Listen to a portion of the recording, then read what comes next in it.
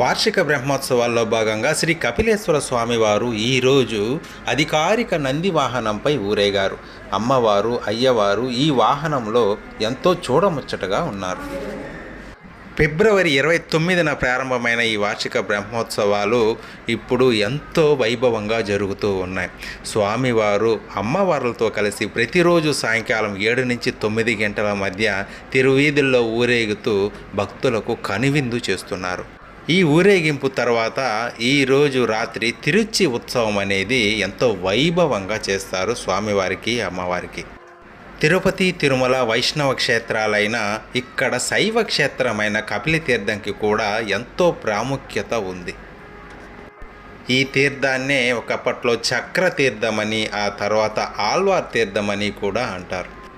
ఇక్కడ స్వామివారు స్వయంభుగా వెలిశారు. అమ్మవారు చూడ చక్కగా ఉంటారు. ఓం నమః శివాయ.